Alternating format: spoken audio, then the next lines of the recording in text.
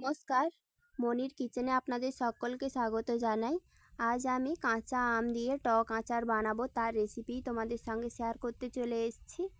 তো আমি নিয়েছি এখানে 4 কেজি কাঁচা আম। এই আমগুলো ভীষণ টক, যেহেতু টক আচার তাই আমটা টক হলেই ভালো। আমগুলো খোসা ছাড়িয়ে জলে ধুয়ে নিয়েছি। এখন বটিতে পাতলা পাতলা করে চেঁচে নিচ্ছি।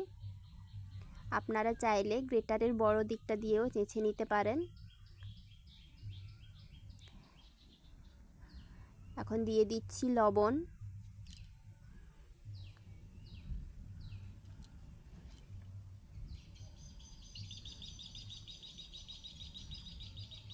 হলুদ গুঁড়ো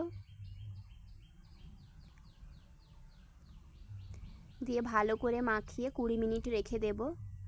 এই আম থেকে জল বেরিয়ে যাবে, সেই জলটা ফেলে দেব।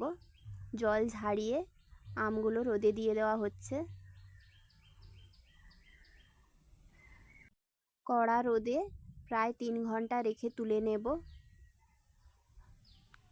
আমগুলো তুলে নেওয়ার পরে কড়ায় দেওয়া হয়েছে সরষের তেল, প্রায় 500 ml সরষের তেল। এখানে আছে জিরে, ধনে, পানমৌরি শুকনো কড়াতে ভেজে গুঁড়ো করা আছে। আর এখানে আছে সর্ষে শুকনো কড়াতে ভেজে গুঁড়ো করা আছে। সর্ষে আছে 3 চামচ, আর জিরে, ধনে, পানমৌরি 1 চামচ 1 চামচ করে।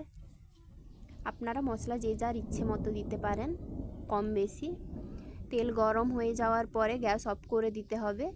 তেলটা ঠান্ডা হয়ে আসলে দিয়ে দিতে হবে 4-5টা শুকনো লঙ্কা, 5 ফোড়ন।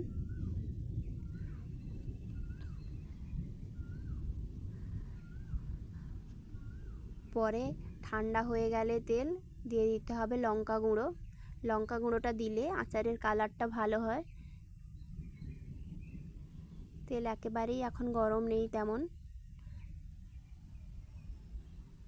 আর বেশি তেল গরম থাকলে লঙ্কা গুঁড়োটা পুড়ে কালো হয়ে যাবে। তাই তেলটা ঠান্ডা হয়ে আসলে লঙ্কা গুঁড়োটা দিতে হবে। রোদ থেকে আমগুলো তুলে নেওয়া হয়েছে, এখন ঝরঝরে হয়ে গেছে। দিয়ে দিতে হবে লবণ, লঙ্কা গুঁড়ো,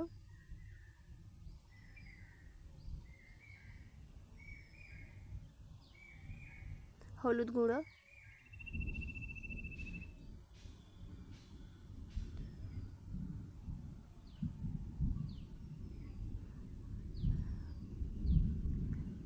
ভাজা সর্ষের গুঁড়ো,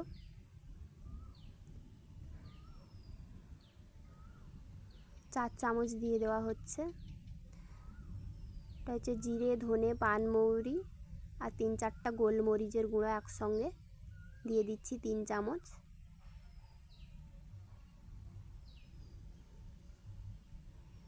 পাতিলেবুর রস 1/2 কাপ। আপনারা চাইলে ভিনিগার দিতে পারেন, আমার কাছে পাতিলেবুর রস ছিল তাই ওটাই দিলাম। ভিনিগার দিলে অনেক দিন আচারটা ভালো থাকে। এবার সব কিছু ভালোভাবে মাখিয়ে নিতে হবে।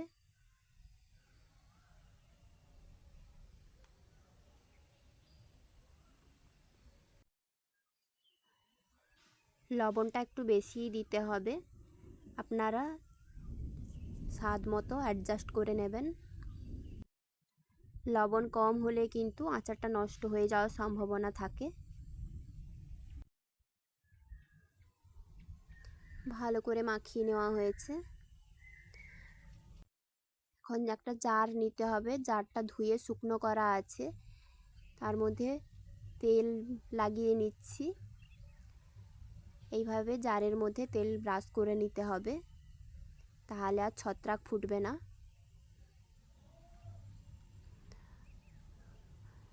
গরম তেলটা ঠান্ডা করে অর্ধেক তেলটা আমি আচারের মধ্যে দিয়ে দিচ্ছি, দিয়ে মেখে নিচ্ছি। বাকি অর্ধেকটা আলাদা করে রেখেছি। মাখানোর পরে ওই জারের মধ্যে আচারটা রেখে দেব।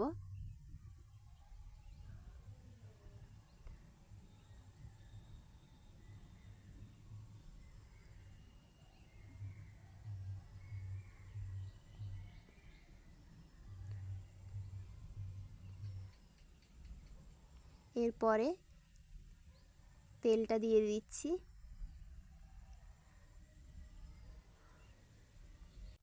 তেলটা একটু বেশি দিতে হবে যেন আচার ডুবে থাকে তেলের মধ্যে। তেল কম হয়ে গেলে 2-4 দিন পরে সরষের তেল কড়ায় গরম করে ঠান্ডা করার পরে আবার আচারের ওপর দিয়ে দেবেন। এই তেল পরে মুড়ির সঙ্গে মেখে খেলে দারুণ লাগে। আর আচারটা 1 মাস রোদে বসিয়ে রাখতে হবে, তাহলে বছরের পর বছর ভালো থাকবে। এই হলো আচারের ফাইনাল ভিউ। ভিডিওটি ভালো লাগলে লাইক, কমেন্ট, শেয়ার আর সাবস্ক্রাইব করে পাশে থাকবেন। ধন্যবাদ।